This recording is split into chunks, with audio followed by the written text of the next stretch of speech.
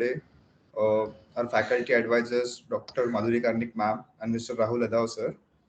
Before going on to what today's session is about, I would like to give an introduction about what today's session will be, and then I will also introduce our today's speaker.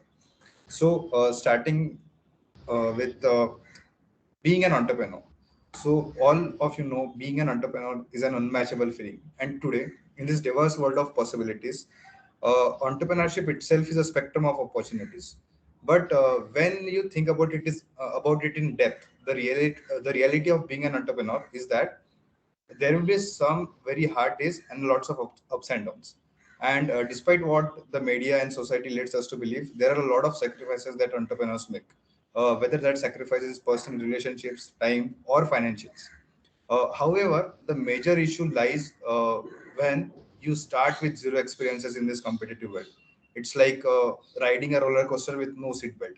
And to assist you in this journey, we bring you the speaker for today's session, Mr. Ankur Joshi, to make you all aware of the typical hurdles and motivate you to face any uncertain problem, discussing about challenges faced by student entrepreneurs, especially in the colleges. Uh, Mr. Ankur Joshi is the founder and CEO of Nuclei, a startup providing transformation digital banking solutions to leading banks like SBI, ICICI, and several others. He is also a former chief of staff at Tabzo and founder and former CEO of Blaze, a B2B e-commerce company. He's also founder of Rushers. Ankur sir, we are very delighted to have you today with us. And without wasting any further time, now I would like to request you to please take over and address us. Over to you, sir. Thanks, Kavalya. Thank you, everyone. Pleasure to be here and presenting to the class here. And we just so today let's keep the format a bit more interactive. If you have any questions, feel free to stop in between, ask that question. We'll run through a presentation. What we have done is we have kind of, instead of just focusing on what we are building with Nuclei, we will also focus about what does it take to build a startup, the difficulties being faced, what do we see in the market today, how much of that is actually true, how much of that you should take on face value, and we'll go through those items in detail. Okay. Then I will also sorry, saying something.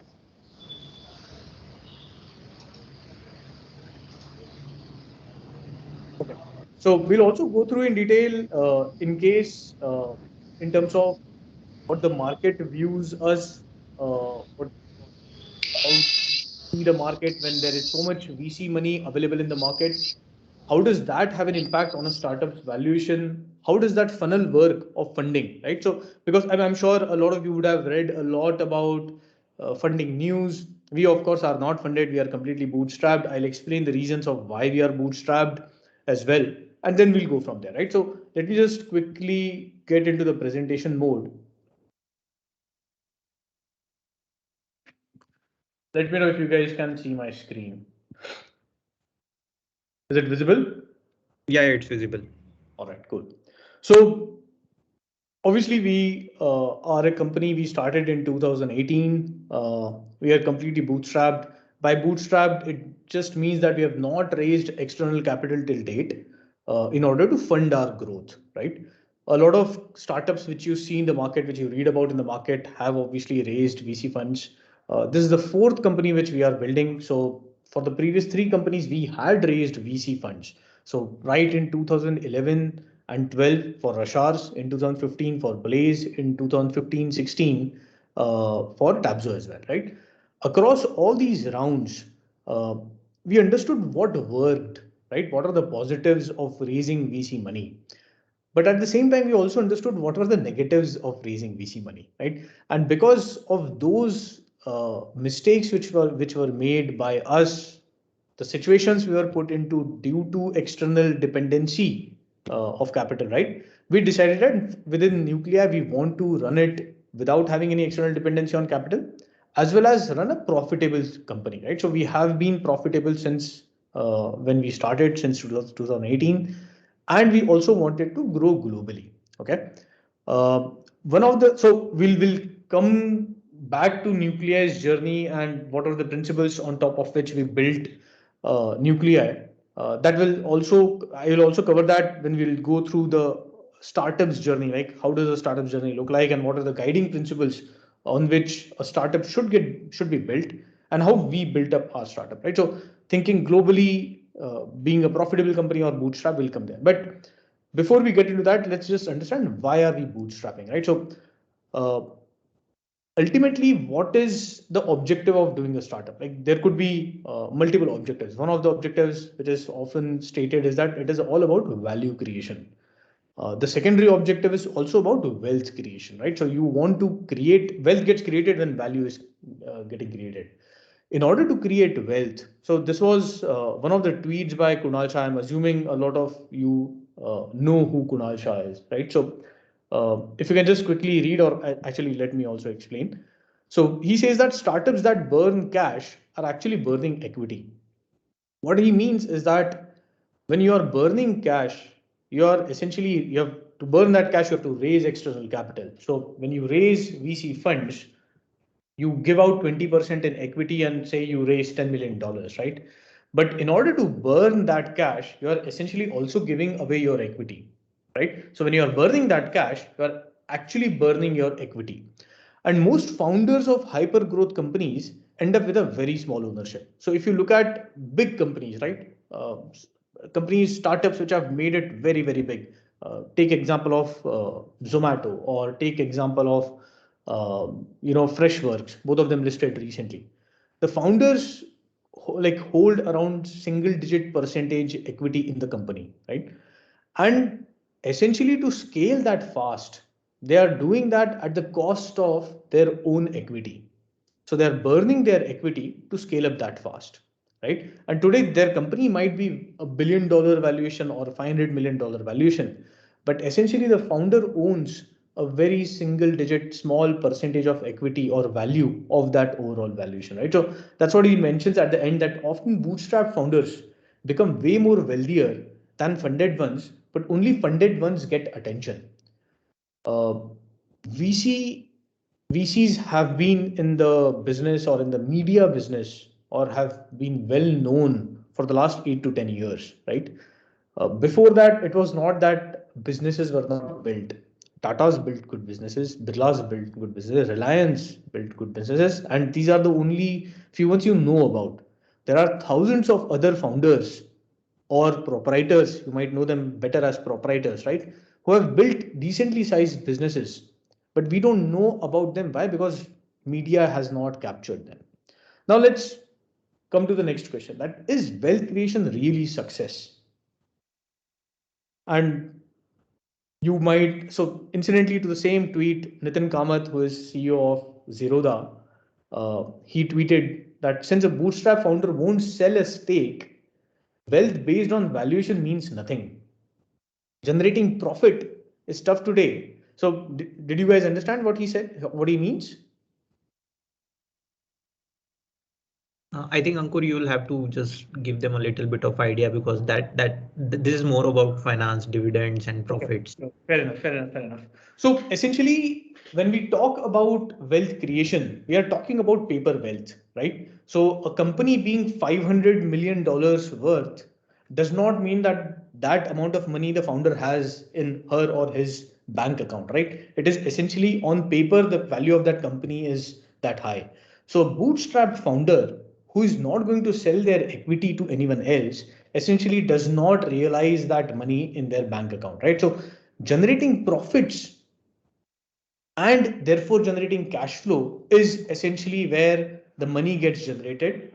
And it is very tough today because you have to chase growth, you have to compete with others, so you have to reinvest that profit again and again into your growth, right? So dividends and taxation reduce that profit. The valuation is paper valuation, and therefore bootstrap founders also don't generally end up being successful from a monetary perspective, right? That's essentially theoretical, okay? But what really matters, it's not just the money or valuation, right? And this is something which I will cover throughout the presentation, that as students who are just maybe passing out, I'm assuming you guys are all fourth year students. Sir, First there year. are all year students. Yeah. So first year also. Fair enough, fair enough. But see, when I was 20, 21, and startups were just about to take off in India at that point of time. Like I think Zomato had just started when I was 21 in 2008. So the fascination is all about the valuations. The fascination is all about fundraise. The fascination is all about that, oh man, that person has so much salary, or that startup has so much valuation, or that startup has raised so much money. But is that money or fundraise really what the founders are chasing, right? Is that money really worth the amount of efforts which founders are chasing, right? And that's exactly what Nitin Kamath mentions in this tweet, that wealth is not just about money or valuations. Freedom both of your time and mind space is what matters more, right? And in that sense, bootstrap founders are wealthier for sure, right? So I'll come back to freedom and mind space again and compare that with money and valuation. But the reason I wanted to set this tone is that I know a lot of you would be fascinated with so many startups raising so much money. But if you have to do a startup, do it for the right reasons. Just getting wealthy, there are 100 other ways of becoming wealthy. There are 100 other ways of raising money. There are 100 other ways of working in a company where you can earn a lot of salary, right? But running a startup is not just about money or valuation. It is about value creation, but at the same time, it is about generating or getting freedom for yourself, both from a time and a mind space perspective, right? Money, if you think in a long term manner, is just a byproduct. In whatever profession you do, it's just a byproduct. If it becomes the primary product, if it becomes the primary objective, the chances are that it will not succeed, right? So let's move on to, and I'll run through the VC economy as well, right? So I'm sorry, a bit of it is more financial in nature, but let's just run through, because this is something which is very, very prominent in the market. A lot of media houses, a lot of media articles talk about how much VC dollars are available in the market. So many startups are raising, but let's just understand how does the market look like, right? So of course, a lot of startups have Excuse me. Yeah. I would like to tell you or request you actually to explain some of the terms in between, because students here may not be knowing all about the finance and economics. Sure, So sure. So my bad. Unfortunately, I would have used certain terms in the presentation. If at all something is not understood, please feel free to ask. More than happy to explain everything. So VC, of course, is venture capitalists. These yeah, are, that is. yeah, I mean, I'm just explaining. But if there is anything which is not clear, please ask me and I will happily explain. So I myself would like to know bootstrapped. What is the meaning of bootstrapped and VC funded? What is the difference? Sure. So bootstrap, let me then go back. So bootstrapping is essentially where you are self-funding your startup. You're not taking external capital. So you're not asking an investor to come on to become a shareholder in your company. And you're not taking external money to run your company, right? So for example, Nuclear is a bootstrapped company where the founders own the complete equity or shareholding in the company, and there is no external person who sits on our board or who has invested into our company, right? So we make some revenue from the software which we build. From that, we pay our expenses, we make some profit, and we reinvest that profit into growing the company further, right? So bootstrapping essentially means that you don't have external capital, right? Okay, thank you.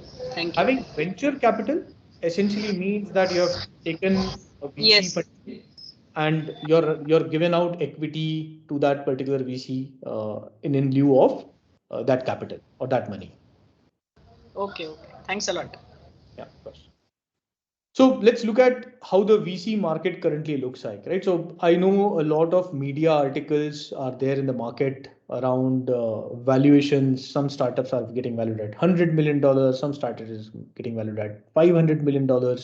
Of course, 2021, we had the highest number of unicorns being startups which are valued at 1 billion plus in India, right? And you'll see a lot of media articles around that. There is a lot of, so FOMO is fear of missing out. Uh, it essentially means that because you see so many other startups raising so much funds, you feel that I should also be raising so much more funds, and therefore you go ahead and raise more funds, right? So there is a lot of insecurity in the market. You see a lot of your friends, your seniors working in hyper funded startups, a lot of media articles coming up. You might feel that this is very glamorous, they're getting so much salary, etc., etc., right? But let's look at the math and understand how exactly the VC market works, right? So VCs and venture capitalists or investors in general, right? They invest in three types of companies. One is an early stage company, second is a growth stage company, third is a late stage company, right? So early stage companies are companies which are just at an idea level, where there is no company, there is no team, it's just an idea which a particular group of founders have come up with. The risk of that company failing is very, very high, and you would not hear about most of them because most of those companies actually fail and they don't go to the next level, right?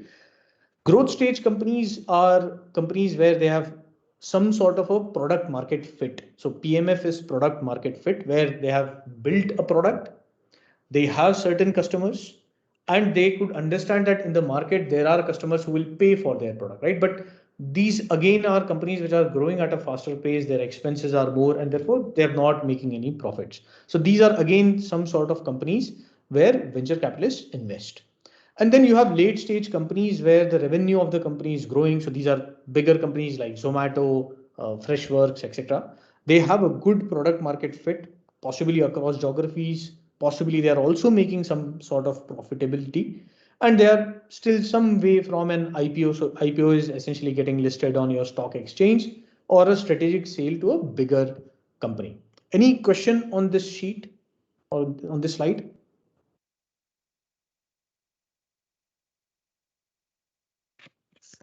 Sir, you have written that during the product market fit, there is no profit, like mostly no profit. Why is it so? At what stage? Late stage? During the growth stage, sir. So because when a company is growing very, very fast, their expenses are also growing very fast. So they're spending a lot of money in marketing, in doing sales, and their revenue is not growing as fast as their expenses, right? So there is still the expenses are more than their revenue, and that's where they require outside funding or VC funding to plug that gap, to plug that loss, and essentially keep funding the company and keep taking it forward. So Ankur, isn't that risky enough to continue like more expenses than the like income? Yeah, it is risky. Yes, it is of course risky. So that's why I said like early stage is very, very high risk. Growth stage are high risk.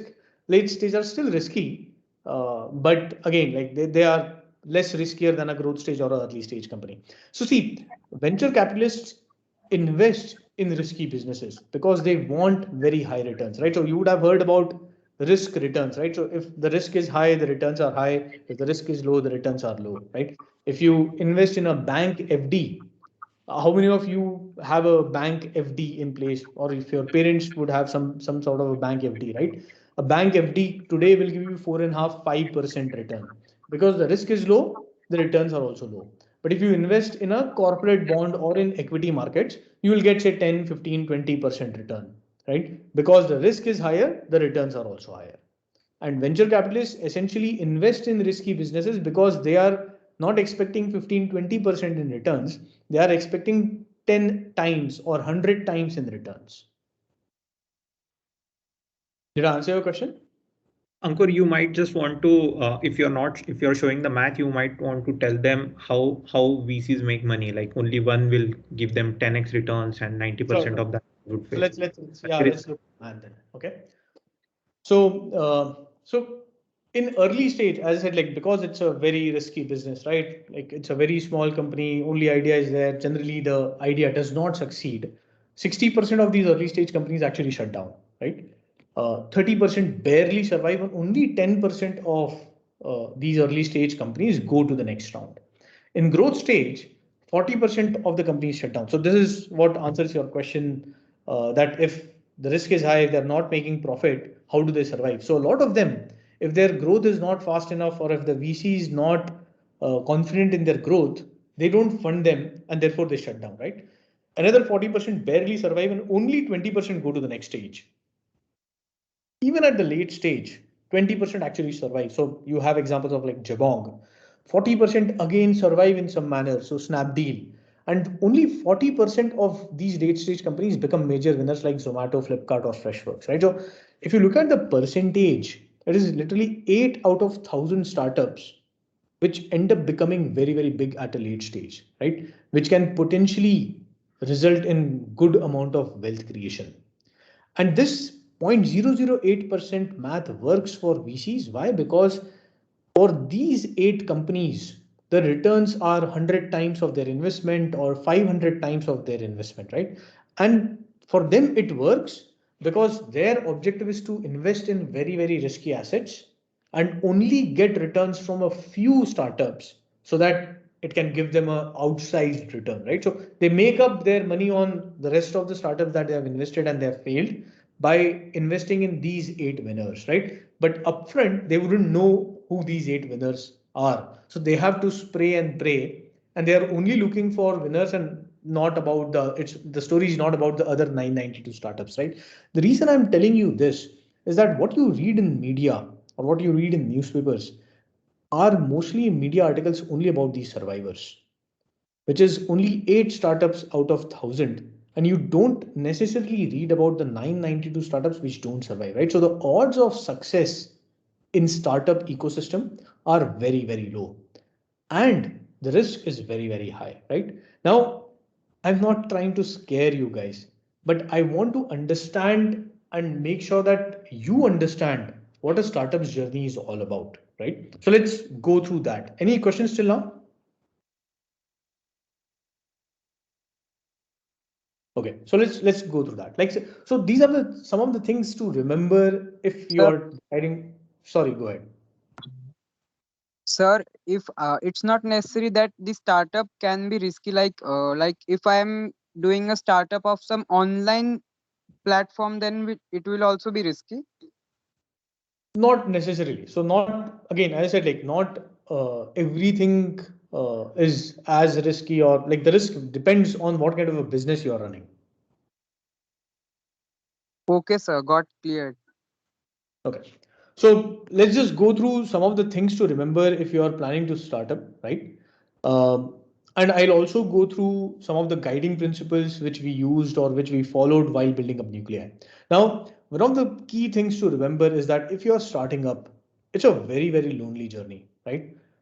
Trust me, as founders, there are times where you feel a lot lonely. There is a lot of stress. All these white hairs are not because I am old, but because of stress, right? So, but if you have the right reasons to build this business, or if you're doing it for the right reasons, and what I mentioned earlier, that not just about external validation or money, right? If you're doing it for the right reasons of building it for your own team or creating value in the market or doing it for freedom, then it is a very, very rewarding journey. Okay, so do it for the right reasons, not for reasons like getting external validation or just because it is cool to do a startup. Okay, as I said, like don't chase external validation. I know there is a lot of cool coefficient attached with that. Yeah, this person is a founder, that person has done this startup, that startup, and suddenly other or society's perspective or the way they look at you changes, right? But if you do it for those reasons, it is bound to fail eventually because it is not sustainable. At some point of time, you will run out of money. There will be times where you will be short of money. There will be time where you will be struggling to find a product market fit or find customers or get revenue. At that point of time, you need the right conviction to keep going, to persevere, right? So society forces us to, get this external validation across. And that is one of the reasons why we go to good colleges, right? Why? Because our parents tell us that you should go to a good college. Why? Because it is a good college. how will you get a good job, etc., etc., right? So society forces us to do a lot of things, but if you want to do startup for the right reasons, you have to fight against what the society always wants. You have to do it for what you want, not just what the society wants. Okay. Whenever you are starting a business, always think long term. Always, for every item, whether it is the product that you're building, whether it is the person you are hiring, whether it is the team that you are building, whether it is the client that you're working for, right? Always think long term. Don't take short term decisions, because invariably those short term decisions will come back and bite you. Okay. Think big. This is a mistake which I have done so many times, including not being able to think long term, right? So the previous three startups and including at Nuclear, we made so many mistakes. When we promised ourselves when we were starting Nuclear that we will always think big, we'll always think global, right? Even while thinking global, we could only think about Middle East, South Asia, and Southeast Asia. We couldn't think about North America, Latin America, Africa, Europe, Australia, right? We only thought in the vicinity. So even while thinking big, it was still constricted, right? So you have to force yourself to remove those glass ceilings, to remove those, uh, artificial benchmarks which the society or you yourself would have put on yourself, and break them, and then start thinking globally, think big, think. If you're thinking at a particular level, think to the next level. Try and force yourself to think that what more can you do with your idea, what more can your product do, what more can your team do, and continuously challenge your assumptions. Okay. Learn to sell. I think selling is a skill set which will help you across different aspects of your life. And it's not just about selling to your clients, it is about selling to people you want to add to your team, right? It is about selling to your investors to give them your money. It is about selling to your parents who might be asking you to go and work for a bank when you might say that, I want to start up. So you have to sell that idea to your parents. You might have to sell to your in-laws also that, what, let me marry your daughter or let me marry your son. Why? Because I am this, that, etc. So selling as a skill set will never go out of fashion. And that's a skill set you should absolutely learn. And it can be learned. Okay. Even introverts, like in 2010, my English was extremely poor. I was an introvert. I never spoke in publicly. But when I was forced to do it while running my startup, it was a skill set I developed. Okay. So it's not something which you're born with. You can absolutely very easily develop this skill set. It's just a matter of practice, deliberately, continuously practice it, and automatically you will become a better salesperson day by day, right? So continuously become better day by day, quarter on quarter, year on year, and you will become better over a few years, right? And the last thing to remember is that continuously learn. So you're sorry. Ankur, I'm interrupting you, but on the sales side, you might also want to explain ki it's also about how you write. It's not just that how you talk that you influence people, but then there are other ways, because this is something which it has a negative connotation, and most of the students feel I need to get into a tech kind of a job or do a startup, but sales is something people are not interested in. Correct. So see again. I know that sales is often looked down upon, and that's why I was explaining that it is not just about going. I mean, don't think of sales as door-to-door salesman, right? So it is not about going and selling a product from one house to another house.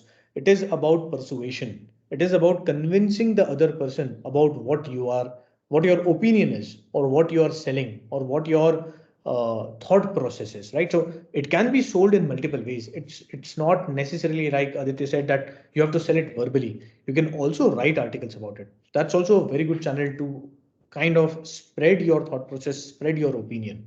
And it is about convincing the other person or other organization or other entity about agreeing with what you believe in, right? So as a skill set, don't look down upon it. I said it's a very important skill set which will not only help you in your professional life, even if you are working as a tech software engineer in a tech company. If you have to convince your manager about giving you a promotion, you have to sell it to your manager that you deserve that promotion, right? So you have to use this skill set of selling.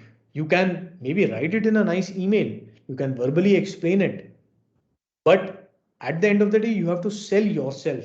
You have to tell your manager that I deserve this promotion for these reasons. You have to persuade your manager. So learn that skill set not to become only a salesperson, but to become a better version of yourself, right? Where you have now the ability to persuade others and convince them about what you believe in, what your thought process is. Okay. Of course, it also comes with the fact that you have to continuously learn.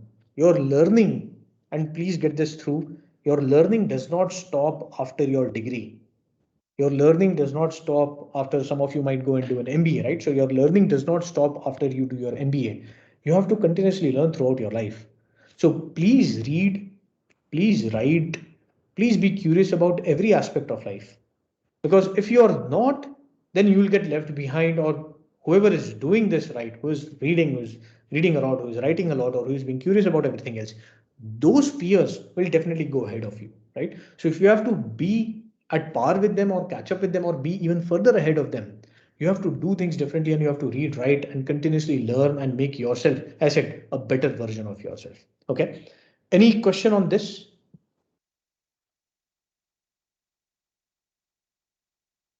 All right, so we'll move forward. So About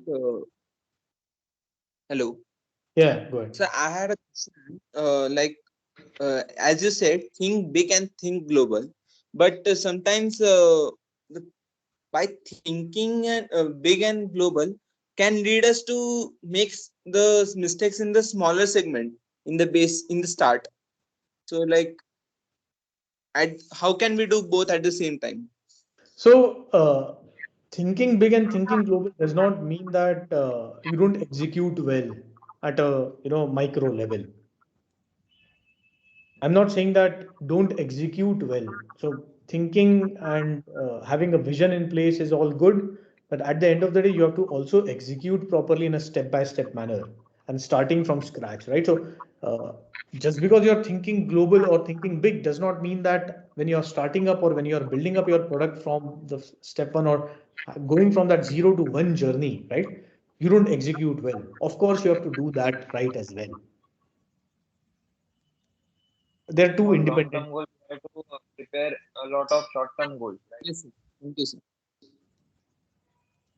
sir. Sorry, I did not get that.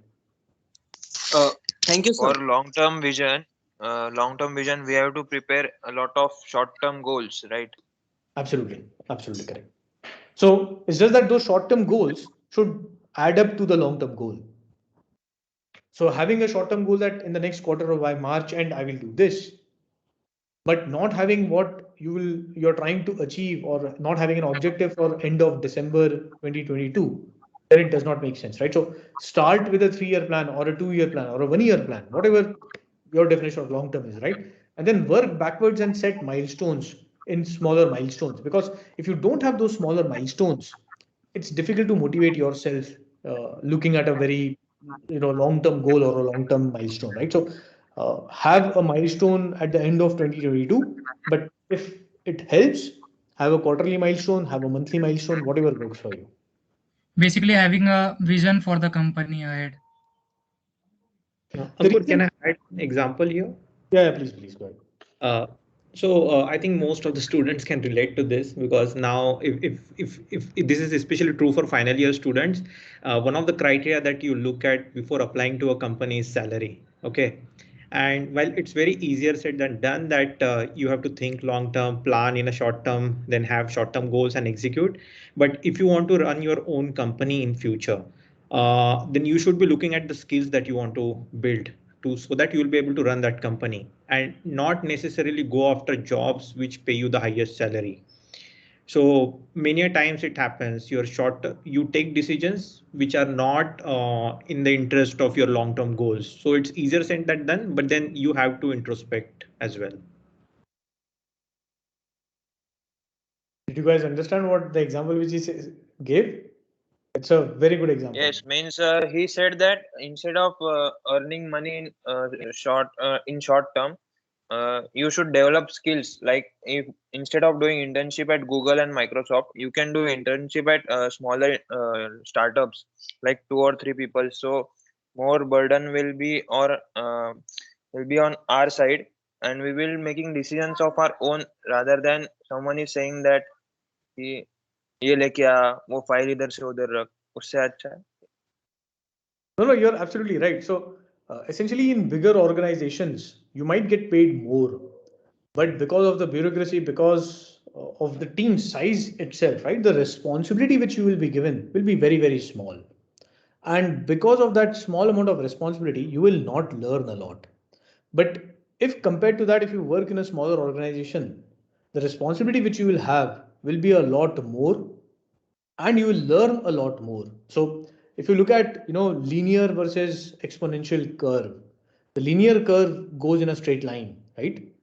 The exponential curve goes in this manner, but it goes below the linear curve for the initial few, parts of the graph. But after some segments, it goes above, and then the difference between the exponential curve and the linear curve Infinity. increasingly increases, right? So that's the difference between choosing a linear curve or a linear growth curve with a big company, where you'll be ahead of your peers for the initial few years or for the initial couple of years.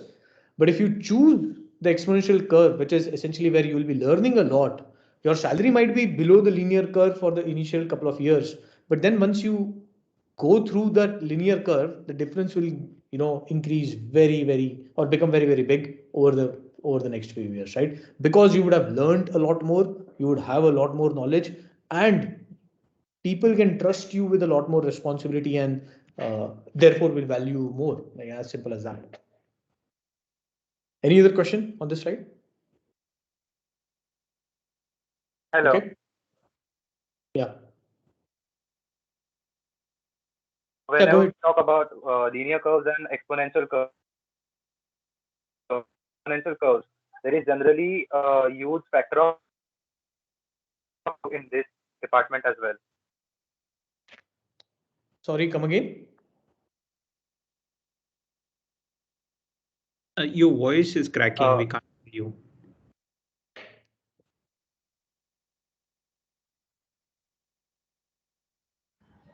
Check your network, I guess. You can. I heard that whenever there is a linear curve or an exponential curve, there is a huge factor of, and then your voice broke.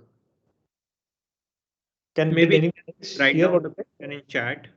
No, I think his voice was breaking. Okay. Yeah, just Maybe write down in the chat. chat.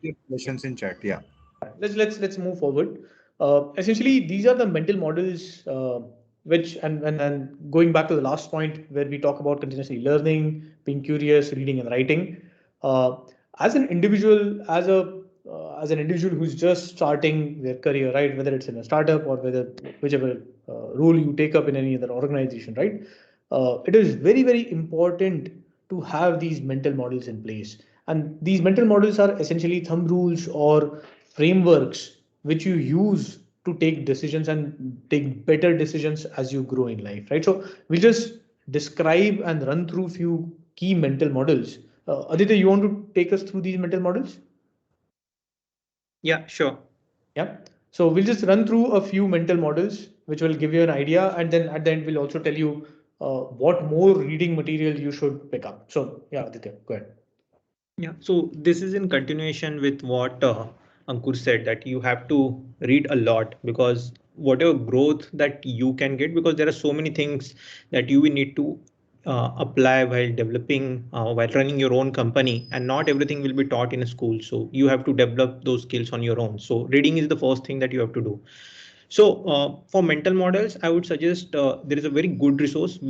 For the lack of time, we'll only be covering few items here, but I'll put out the link here. And there is a very good blog by Knowledge Project. They list out all the mental models, so you can go through it. Inversion is the first one of them. So it's about asking the question, why not? So basically, let's take an example. So on Swiggy, if you want to order something, you will see hundreds and hundreds of dishes or restaurant. How do you decide what to order? So instead of saying what to order, why not ask what I don't want to order? So that will cut down your options by 70 to 80%. And then you can take the decisions between the remaining 30%. So it's always about asking invert the question. So that's what inversion principle says. Yeah, second order consequences. It's about so we think very superficially. So as our evolution has happened, we have been intrinsically designed to think short term, and that's why we don't get into the depth of things. So second order consequences, like say you are taking a job with a company which offers the highest package, but then you are not thinking what are the long term consequences of that decision. So you always ask. So you might have heard like we should ask why multiple number of times. So that would give you a better option. So you might think going ahead with XYZ is the right decision, but then you also think what are the negative consequences of that decision. So that's the second order consequence. Yeah. Regret minimization. This one is interesting. So this you should check out what Jeff Bezos has to say. So basically, at the deathbed, you should not be regretting, "अरे यार ये कर लिया होता, वो कर लिया होता."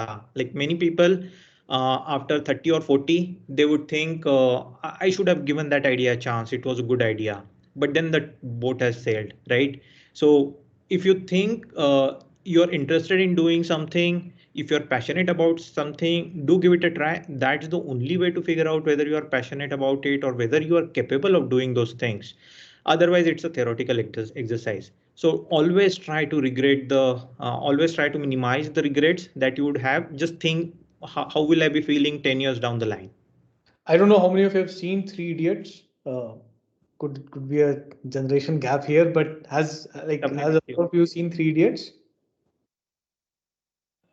Yes, sir. Yes, sir. Yes, sir. In that, there is a dialogue which I think Amir Khan makes to Madhavan, or Madhavan is the photographer, right? Yeah. That यार 10 साल बाद तू रिग्रेट करेगा कि टैक्सी यहीं खड़ी थी एंड तूने टैक्सी गेट पे गाड़ी खड़ी थी, थोड़ी right? हिम्मत कर लेता तो. Sorry? So nothing, sir. I was just reading that dialogue. Sorry, sir. हाँ, exactly. हाथ में लेटर था, गेट पे टैक्सी खड़ी थी और तूने सिर्फ हिम्मत नहीं की. Correct. That is regret minimization, right? So if he would not have taken the taxi, he would have regretted it 20 years later. And that's in other words is that when opportunity knocks, grab it with both your hands, right? So a lot of times we hesitate, we think too much, we don't grab an opportunity, and then 20 years or 30 years later we regret it. So this framework will allow you to view a particular opportunity by thinking 50 years or 20 years down the line, that today if you are 21, 20 or 18, right? If an opportunity knocks, think what a 40-year-old you will look back and view this opportunity as. And if that 40-year-old you would regret you not taking that opportunity, then definitely take that opportunity. So that's you minimizing your regret in future. Okay. Moving forward, framing, chalo, maybe different hai. Confirmation bias, you can cover. Regret minimization. So many times we over exaggerate things, whether it's about happiness or whether it was how will you feel. So many times you don't even take small risk. It just does not make any sense to not take those small risks, because you will be regretting not taking those risks 20 years or 30 years down the line. I'll give you my example. So I was working with a Standard Chartered Bank after having graduated from IIM Bangalore. So I wanted to join a small company, and almost everyone suggested to me that I should not take a salary cut, but I did. Okay. So I had to go against the wisdom, against the peer pressure, but I don't regret it at all. So it might look at that point of time, it's very difficult that your life will change, etc. But actually कोई फर्क नहीं पड़ता है. It's just that at that point of time, you over exaggerate all the situations, whether those are positives or negatives. So what does it mean by salary cut? Oh, I was at an X salary, then I joined company at 70% of the salary. Okay. So I went down.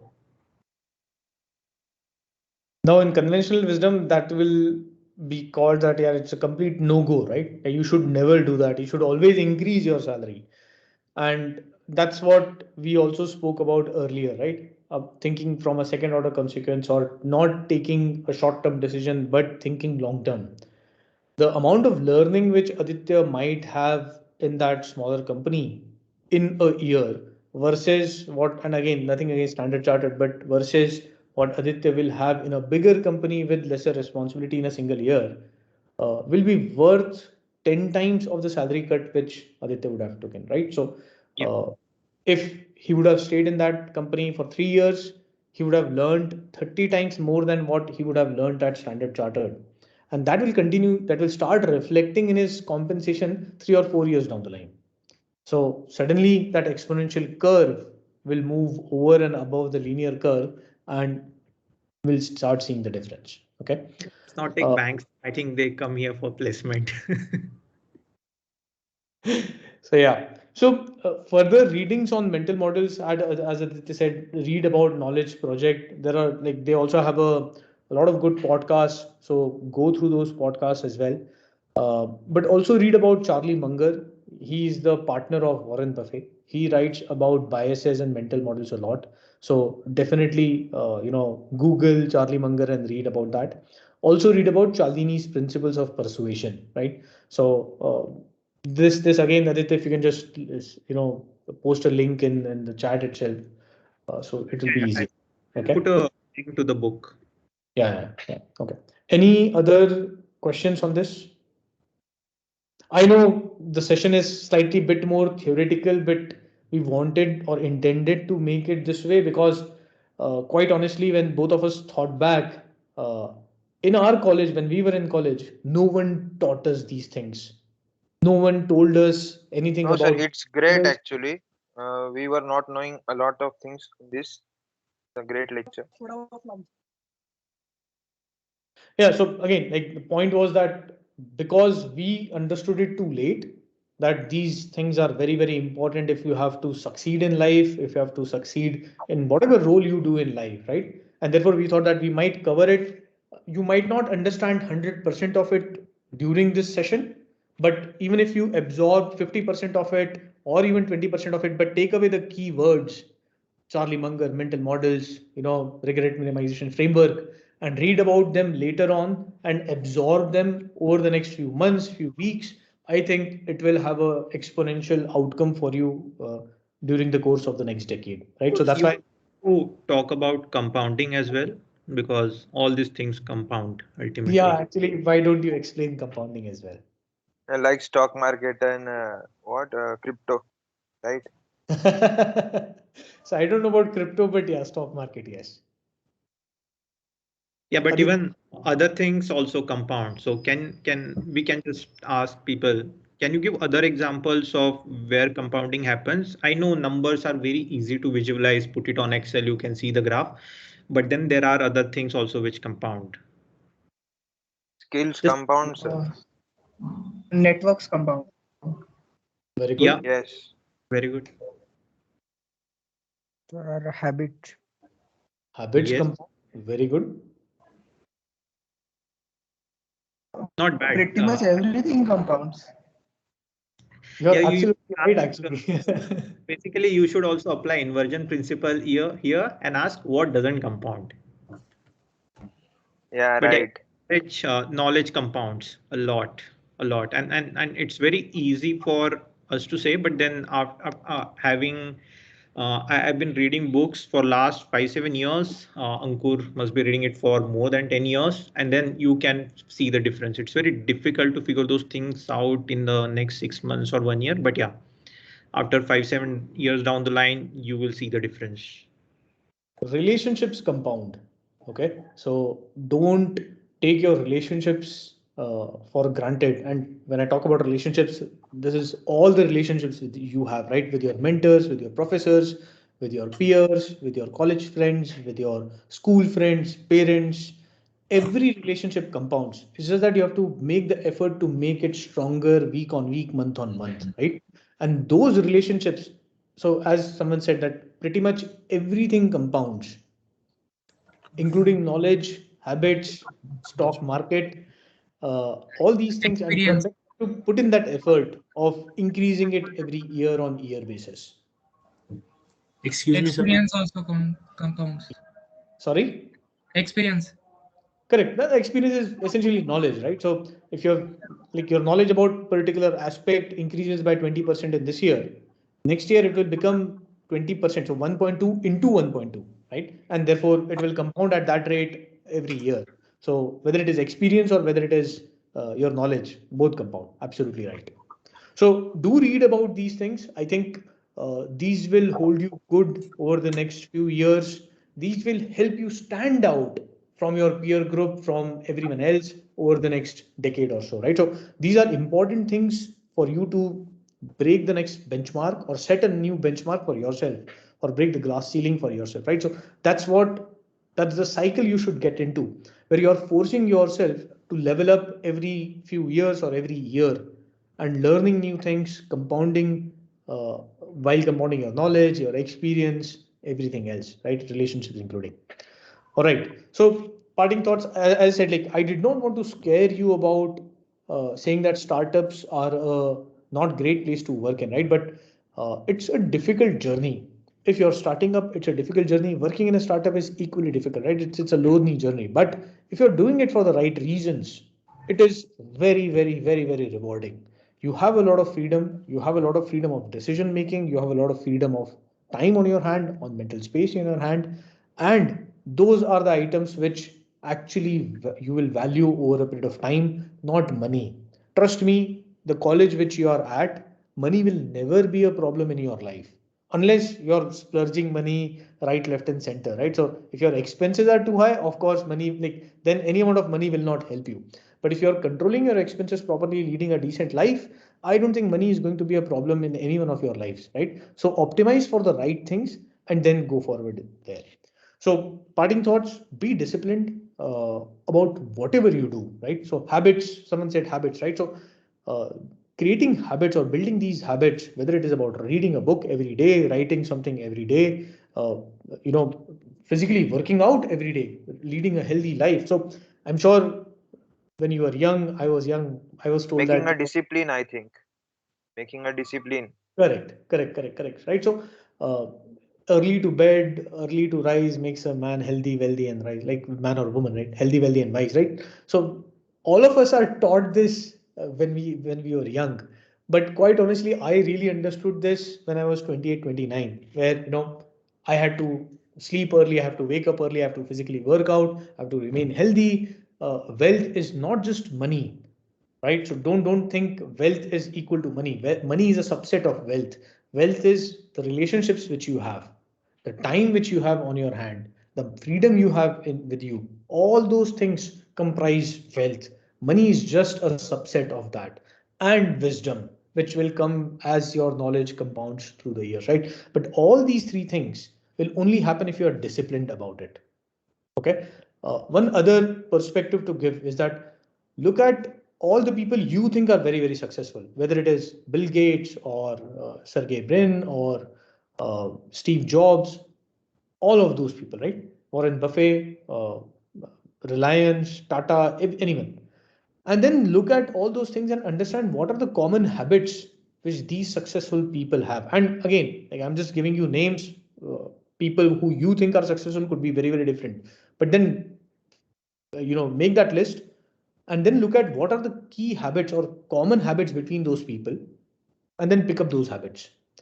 When I looked at the list which I created, I saw that almost all of them woke up very early in the morning. Almost all of them worked out in the morning, physically worked out to remain healthy, read every day, wrote every day, were disciplined about what they were doing throughout the day, right? So even if you want to be a fraction of what they have achieved in life, start adopting fraction of their habits and then automatically you will be on the right path, right? So being disciplined is one of the most important skill to have in you.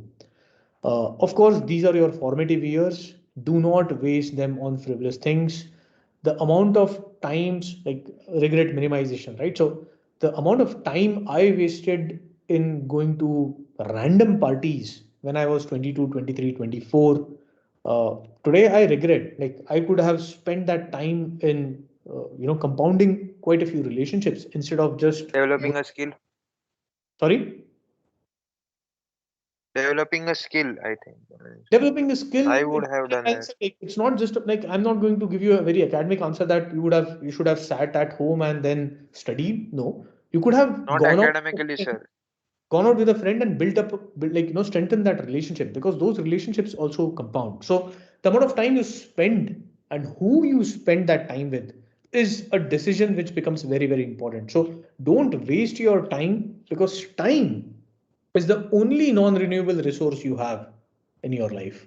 Everything else, even oil, we will figure out how to get more oil, right? But time is not going to come back unless and until something happens on the relativity theory. And but I'm not sure if that will happen in our lifetime, right? Time So doesn't compound.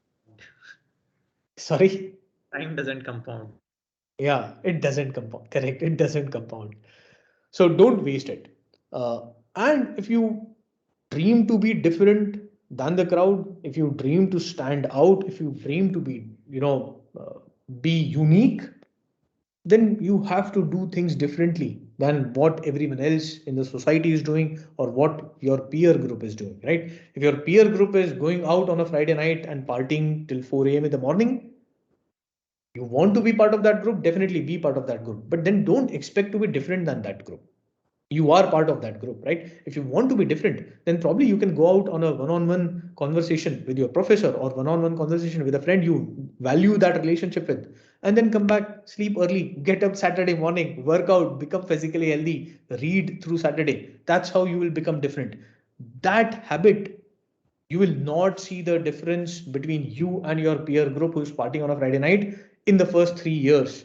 But by the time you are 30, the difference will be so vast that you will not even be able to look back at them, right? So if you want to be different, definitely do things differently.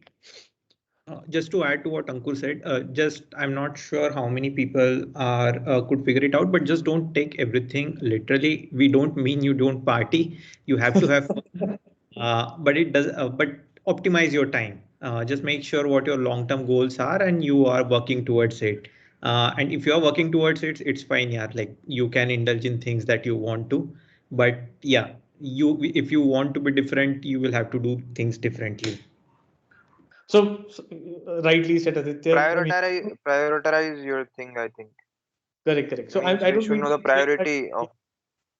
I don't want to say that we are prudes, we don't party. We definitely party. We party a lot sometimes, right? But we don't waste our time. We set that time aside, and we like that time is to party. It's not to do anything else. But we don't waste our time otherwise. We don't do and go to parties which are frivolous in nature, which have no outcome, right? We party with our team. We party with the relationships we value. Why? Because those are the times where your relationships also compound. They become stronger as you go forward, right? So I'm just specifically stressing on that point because it is important to note that relationships also compound. Okay. This I think we have said a couple of times already, that learning does not stop. Continuously learn. Once you graduate, do not assume that your learning is done. You know everything in life. No, you have to continuously learn. Read as much as you can. Build up the mental models which we discussed. There are a host of other mental models. Go through a variety of literature which is there on mental models. These are the rules, these are the heuristics, thumb rules, frameworks which will help you in your decision making on a day in, day out basis as you move forward, right? If you have to become a leader, decision making is what you will do on a literally 100 times in a single day. For those decisions to be right most of the time, and for you to take those decisions in as fast a time as possible, you need to have these frameworks and mental models to help you take these decisions. And I said this in the beginning of the presentation as well. Optimize for mind space and freedom. Money is a byproduct of hard work. Do not run after money. Do not run after external validation. Do not run after when the society says that Sharma ji ke bete ne to IIM में यहाँ चला गया, Sharma ji का बेटा तो इधर चला गया. Does not really matter. Your life is very different from Sharma ji's beta, right? Your life is what you decide it to be. Run your own life, plan your own life, have your own long-term goals. Do not compare yourself with others. That will just unnecessarily add pressure on you, because there are things which others do which are outside of your control. Do what is in your control, compete only with yourself, break your next benchmark, and then go to the next benchmark. Okay. Don't worry about what everyone else in the world is doing. It doesn't really matter. What really matters is what you are doing. Okay. So optimize for your mental peace, mind space, and freedom, not for anyone else's. Does that make sense? All right, we're done. As I said, I'm not sure how helpful this was or how useful you guys found it to be, but we deliberately wanted to do slightly academic presentation in nature because, as I said, like this was not something which we were taught or someone came and coached us about mental models or these thought processes or way of thinking or planning for long term when we were in college or when we were, between 21, 25. So I thought this is important if you can go on that path as early as possible. Whatever you could absorb, I think it will be worth it. Any questions? And you could ask questions also around developing a product. Let me just complete. So we have covered few meta skills which are absolutely necessary. But if you have very specific questions, maybe you are running your own company or you have an idea, you want to launch it. If you have any questions around those very specific questions, those also you can ask. Or if something you were expecting and we did not cover. So, suppose right now I'm doing mechanical and I plan to venture out into this field. However, to develop something innovative and new in this field takes time and a lot of money, which may give or not give results. So, how do we convince our investors, etc., to keep us backed up for a long period of time in order to do something innovative and develop something new along with its production lines? Sell them the long-term vision. If they believe in you, Yes, sir. That's what I'm saying. Sell them the long-term vision. If they believe in you and your long-term vision, they will back it up for 10 years.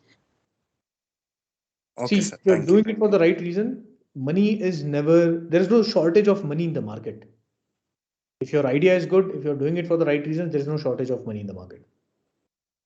You just have to find the right person who wants to invest in that idea or vision, and they will back you up. Okay, sir. Thank you. Ankur, we have got few questions. I'll ask them. You can answer, and people you can just post questions here. So the latest question is around building team. How do you go about hiring? What do you mean?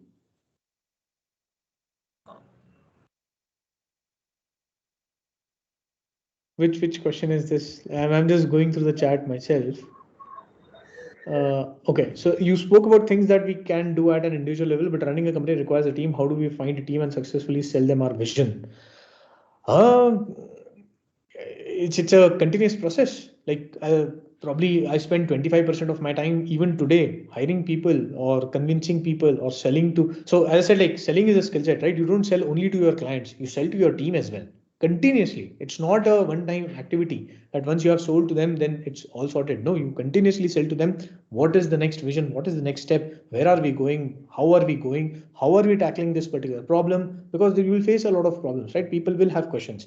So there's no such thing as over communicating. So communicate as much as possible to your existing team, as well as potential teammates who you want to add to the team, right? So it's a constant process of, quite honestly, selling your vision to the team, to the investors, to the clients, and it's a cycle which keeps on going. So if you are someone who will get tired of selling, then hiring is not a role for you, right? So you can't get tired of selling.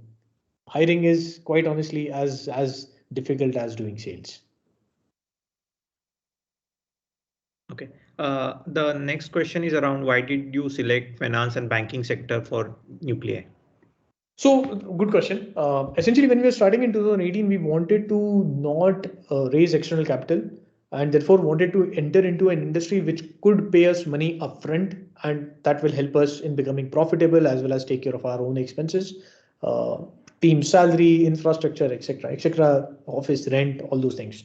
So banking and financial sector, BFSI, was one of those industries where we in 2018 went and met a lot of banks across Southeast Asia, Middle East, and saw that a lot of those liked the product which we were building and were ready to pay for it, right? So that's why we chose banking to start with.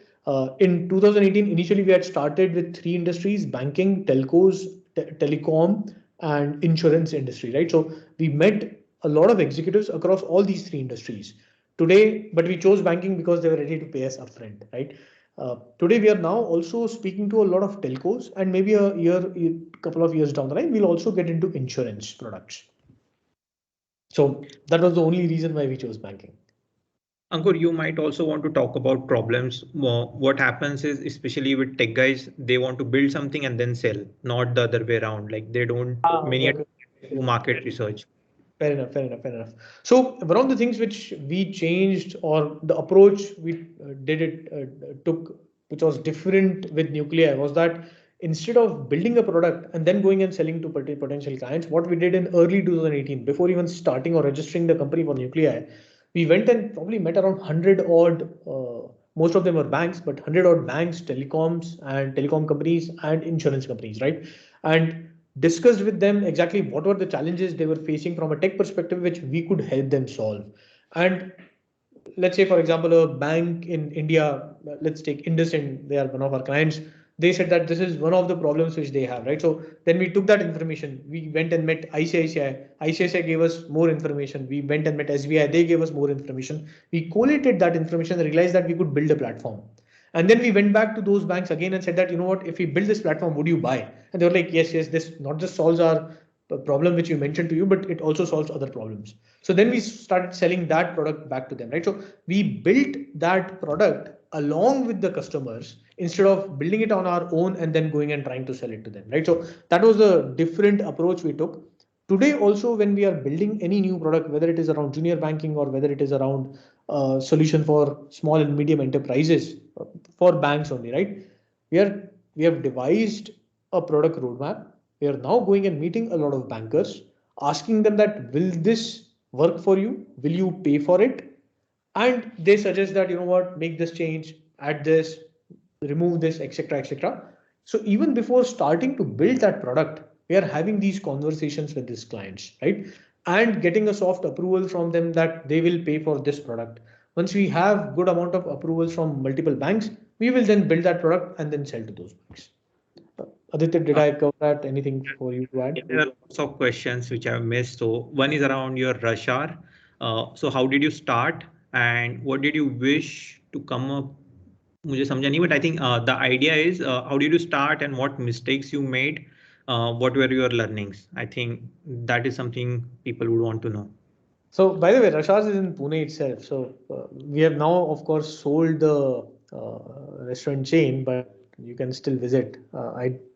I'm sure there is one in Baner, there are a few in Hinjewadi and one in Magarpatta as well, if I'm not wrong. One in Kothurud as well. So one of the key reasons why we started the Rush Hours was because... Just tell me, what is Rush Hours? So Rush Hours is a food chain. Essentially, we had 10 restaurants in Pune where we were serving, fast casual food, burgers, rice, etc., etc. Right. So this was way back in 2011. We started in Viman Nagar. That was our first store. Then we expanded to Baner and then Hinjewadi, Magarpatta, Kothurud, Bibbewadi, and also Pimple, Saudagar and stuff like that. So in total, we had 10 odd restaurants. I got out of that business in 2015. The primary reason for, and scaling up was difficult. I mean, the whole journey, right? Like it was a good lifestyle business, but it was not scaling up fast enough, right? And that's when I decided that, you know what, I need to exit it. I need to get into a business where it is more scalable in nature. I could build it at a much bigger scale, think long term, think big, and decided to move into technology. So we, like, at least I sold my stake in that company to one of our investors and got out. How did you start and why did you wish to come up with this? So how did we start? We quite honestly went and rented a store, figured out the menu, figured out the kitchen equipments, and literally it was a very, very big learning curve for us. We had no experience whatsoever of running a restaurant. We just had passion that we want to run our own business. So one of the biggest mistakes which we did with Rush Hours was that we were not thinking big enough. Although we wanted to build something at the scale of McDonald's, and we were, we had a couple of mentors who were working at McDonald's, etc., or supplying to McDonald's. But at the end of the day, our execution was not at par, right? We were still thinking very, very small and not thinking big enough. Okay, then next question is by Shishir. 20 or 10 years before golden words for people who want to start companies will be start an internet or a tech business. What's your view on next 20 years, 10 or 20 years? 20 or 10 years before golden words for people who want to start companies, start an internet tech company. What are your views on next 10, 20 years? Quite honestly, I don't have a view. I don't know. I honestly don't know. So there is a lot of, I know there is a lot of talk around, I wouldn't say crypto, but I would say blockchain. Blockchain as a technology is solid. I think there will be quite a few companies which will be built on blockchain. I have absolutely no view on cryptocurrencies. For me, they are speculative instruments. I have not invested in cryptos because I have very limited information or knowledge about cryptocurrencies in per se. But blockchain is something which I am very confident in, or that technology I am very confident about. So that technology will definitely give way to quite a few ideas, quite a few companies which will be built upon that technology. So that's something which is there. Financial technology is also something which will go to the next step for sure. Banks, as we see it, have been working in the same way, same structure for the last 50 odd years, maybe 70 odd years. They have not changed much. I think over the next 20 years, we will see a big amount of change in the way financial institutions work. And quite honestly, that's what we are also betting on, that we will help these financial institutions change into that segment or go to the next level through our products. But otherwise, quite honestly, I don't think I'm an authority on telling you what is going to work, what is not going to work over the next 10, 20 years. And I think the more you read, the more you understand how bad we are at predicting the trends. So the next question is, how can we start entrepreneurial journey if we have vision but still do not have an idea for startup? Then how to convince ourselves and family to believe in myself? What do you mean vision and not having an idea? Who is this? Srirang? Yes, sir. Am I audible? Yeah, don't call me sir. I am Ankur. Sir, if means now we are sitting in a college in which if we do well in 4 years, we are getting a good job. But if we go for an entrepreneur journey, right? So this is somewhat risky. So sometimes we have a self-doubt that can we do or not, right? Is this a right decision or not? So this is a bit confusion. So see, I understand your point, right? So this decision is completely personal in nature. Okay, don't think what is right for someone else need not be right for you. For example, I could absolutely could not start right after college, start up right after college, because the financial condition of my family was very, very poor. So I mean, not as in we are not poor, but it was not great, and therefore I had to take up a job with Deutsche Bank to make sure that my parents, my family was at least financially secure to a certain extent. Then I don't have to worry about finances. If I would have not taken up that job and started up right in 2007, the situation we went through with Rashas, where we did not have a salary for the first 2 years, then in the third year we took a barely any salary, we wouldn't have been able to survive those 3 years, right? So it is important to take these decisions considering everything, all the pressure points which could potentially come up. Okay. So it's a very, very personal decision. As I repeatedly said in the presentation as well, it's a lonely journey. It's a difficult journey. Don't take it lightly. Don't believe everything you read in media, right? So media has a survivorship bias. They will only talk about successful startups. They will not talk. Bias, एक बार बता दो, people won't understand. Yeah, so survivorship bias is essentially when I told you that only 8 startups out of 1,000 become successful, right? And the media only writes about those 8, doesn't mention the other 992. So that gives you the odds. If you read media articles, you would start believing that every startup is becoming successful. But that's not true. Only a fraction becomes successful, right? So don't believe in exactly of or everything what the media is telling you. Starting up and running a company is a very, very difficult job. It takes a toll on you.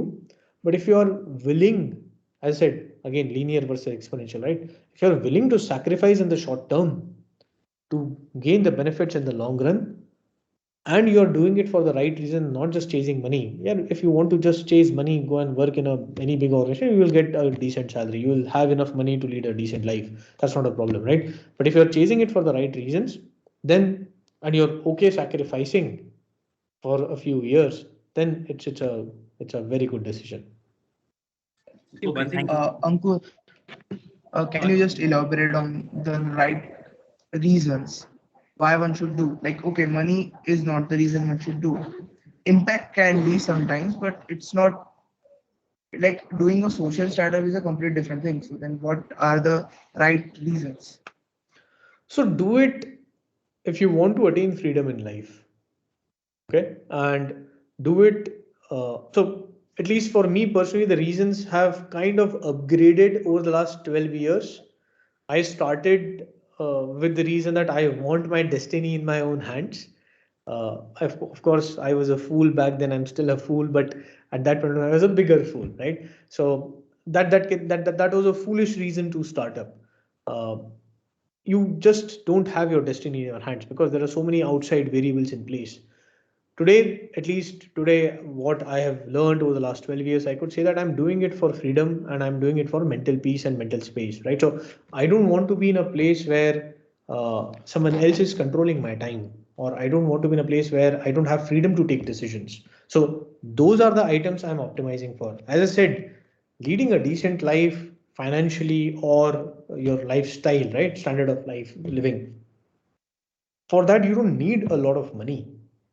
And given the college you're in, I don't think any one of you, if you work hard, I mean, of course, if you stop working, then that's a different thing altogether. But if you work hard, if you're sincere, if you're disciplined, then you will get enough money in your life to lead a good standard of life or standard of living. But if you want additional things, as I said, if you want to be different from the rest of the crowd, then you have to do things differently. You'll have to sacrifice a bit. Be below the linear curve for a few years and then go above it, right? So, just right I want to reason. add something. Srirang, it's very easy to figure it out. So whatever Ankur tells you, or I tell you, or 10 other people tell you, it will be very difficult to figure those things out. You might have an idea or a problem that you would have faced. Nowadays, it's very easy to build a prototype if it's in the tech business or if it is something else. So you might want to, maybe if you're not from a tech background, you might want to use some no code tools and just try to figure it out. How does that journey look like? So for 3 months, 6 months, etc. And that will give you a lot more clarity than we are trying to convince you. Yeah, I sure. didn't want to have more was questions, that what are the right reasons? I think Sahil, you asked that question, right? Yeah, yes. Yeah. So see again, the right reasons for me were the ones which I described. Your right reasons could be very, very different. You have to figure out. Very, very different. Exactly. Yeah. Okay. So most of the time for me, it's impact. I That's do that's have currently a startup. And yeah, that's absolutely fair. I mean, having an impact on the society, it's a very good reason to go after. But as I said, like, two things I asked you to avoid. Again, think from an inversion principle. Don't run after money. Like, if money is the only objective, then there are many other ways, easier ways to make money than, building up a startup. Second was external validation. Again, I said, like, there are many other ways to gain external validation without running a startup or doing a startup. But if you have other reasons, one of them can be impact on the society. Why not? Go for it. One more question. You said that for the right reasons. So from that, I have a question that whether we have to be the first or to be the best. If we are first, means for example, there is a problem in society. We have a solution. We are the first to solve it, and eventually we are the best. But on the other hand, there are very people. Uh, uh, they are working in such a domain where many people are working. Still, they are the best. So in today's generation, what is preferable, to be the first or to be the best? Could be anything. You need not be the first, you need not be the best, till you could be running a very successful business. Was Google the first search engine? No, it was probably 27th or 19th, if I remember the numbers correctly. But it eventually became kind of best, right? Because it was mostly like more adopted. But can we say that it is a best search engine possible? I don't think so. There are other options which could claim that they are better in many other aspects. Being best, there are quite a few products which are much better than their competitors, but just don't have the distribution. So even though they were best, they just could not build a successful company around them, right? So sorry, my electricity just went. It will come in 30 seconds. So it's not about being best or being the first. It's all about solving the problem and creating value. So whether you are doing it at a scale which helps you become the best, that is also okay. That's not bad. But even if you're not the best, that's also okay. The market is wide enough, big enough for multiple players to be available in the market. So don't just go after the extremes of being the first or being the best. That's what the society teaches us, right? Be the best. CET में first आओ, IIT JEE में first आओ. अरे नहीं आना यार, हमें नहीं आना first. Unicorn बनाओ अपने startup को, नहीं बनाना यार.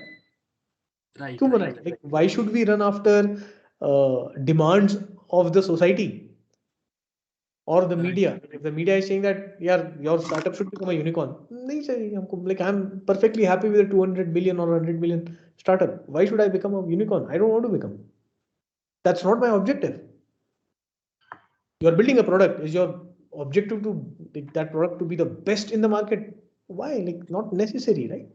You can like that. Your product can solve two problems, and that's good enough. Why do you need to be best in the market for solving one particular problem? It's not necessary.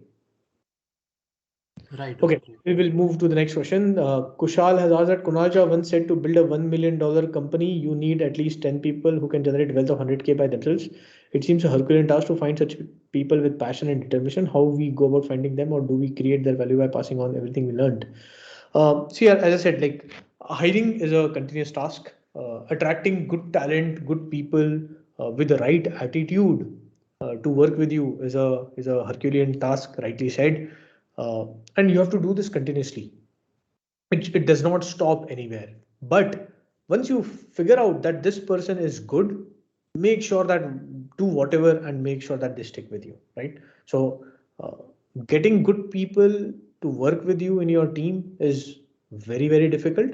But once you have figured out that that person is good, don't let them go away. For example, one of the things we did at Nuclei was that instead of having I don't know if you guys have context around ESOP pool, but instead of having 10% ESOP pool, we diluted 25% of our equity for the rest of the team, right? So like those are the things which you'll have to again do for the greater good, keeping long-term view in picture, okay? Atharva's question is how to find investors. Google venture capitalist, you'll get a lot of investors. Okay, you can go on LinkedIn, and LinkedIn also you can figure out venture capitalists. The second part of the problem for most of this question is around sales. Like, how do you reach out to investors? They have to read your email. You have to be smart enough what problem you are solving and how you're reaching out to them. You will have to think it through, but then there are enough investors in the market.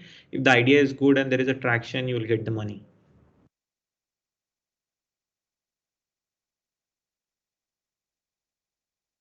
I think we have answered all the questions. Yeah, I think. Core, just a last question. Like you talked about sale negotiations.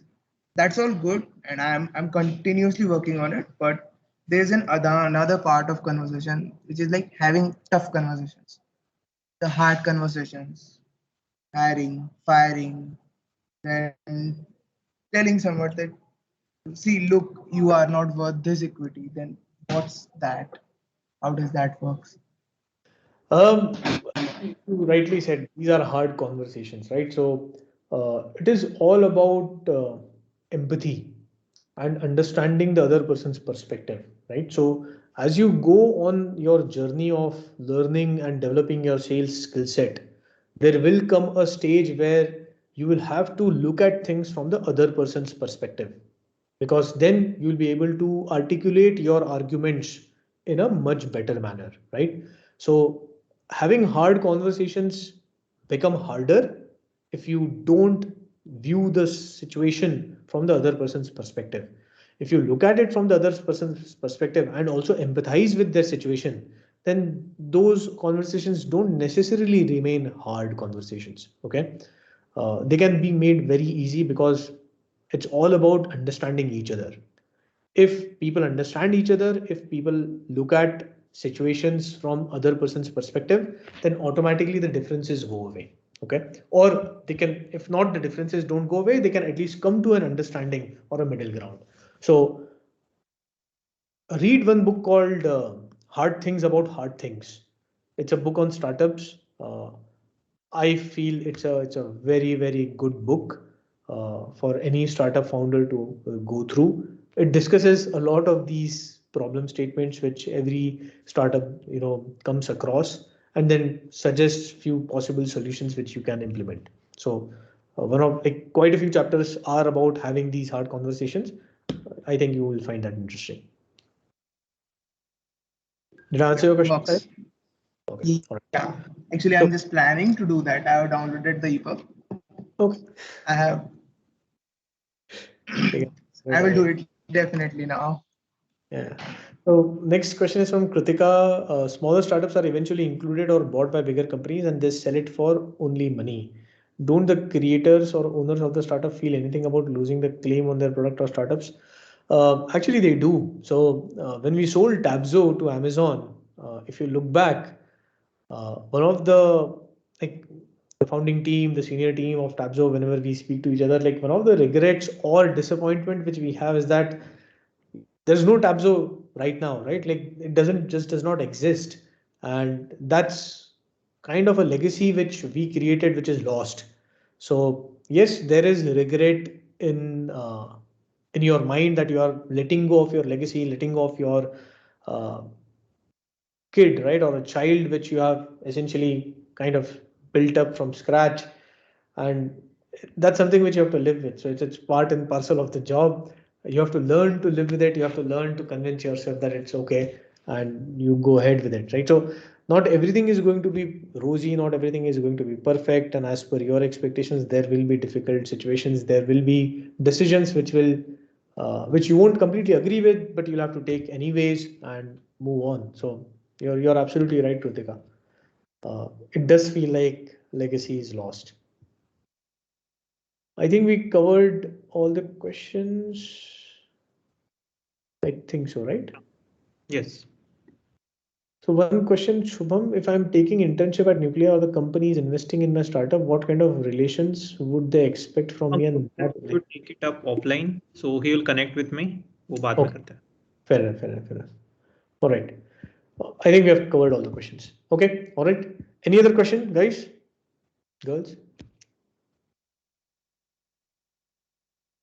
Okay. If there are no more questions, thank you so much for bearing with us and listening to our bakar. But it was good to come here and give this presentation.